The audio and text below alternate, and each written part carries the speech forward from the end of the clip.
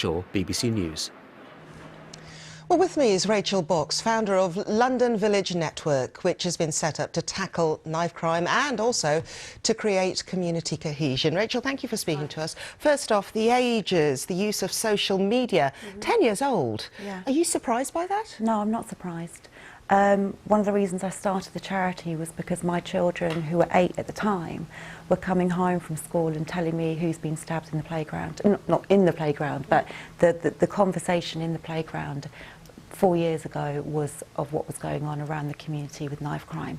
It's become so normal for this generation to speak about knife crime that I felt I had to get involved and do something about it. So what are the reasons that you're hearing and seeing as to why children as young as 10 are victims, or rather feel that they have to carry a knife? Because there's been a problem that's been escalating for well over 20 years that hasn't been addressed. There's a lot of social economic factors that lead to young people feeling that they don't have enough worth, and it's been ignored and it needs to be addressed. We can't continue to pretend this problem isn't happening. It's our belief that the root cause of knife crime is network poverty, and that young people need to have access to better role models, better people around them to tell them more about their life chances and their life pathways.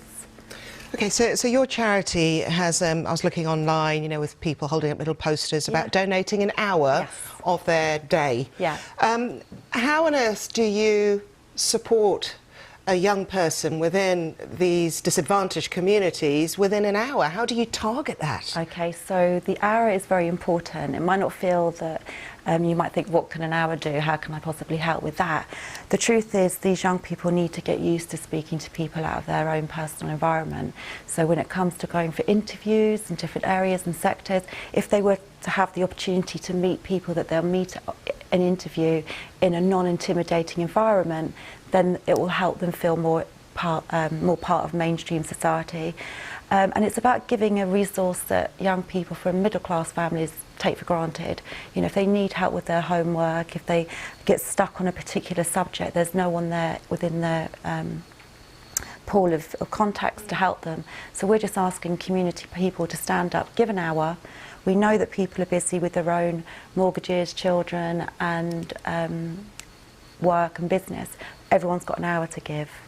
Okay, so I suppose it's this idea of it takes a village to raise a child. Yeah. Now, I know that earlier this month there was an announcement, some people saying it was on the quiet, about a cut in funding by Sajid Javid to fight knife crime. Don't know if your charity was one of those that would have been affected or are part funded by the fund.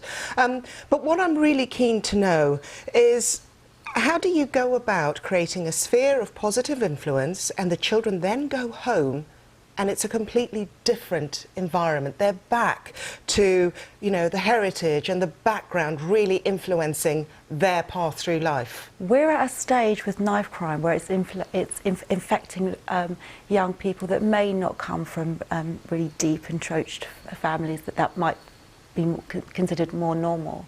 There's hundreds of young people across London that have done everything right in terms of getting university degrees, finishing their course in college, but they still don't feel part of mainstream society. And then that has a knock-on effect because they then feel that street life is the only way to go.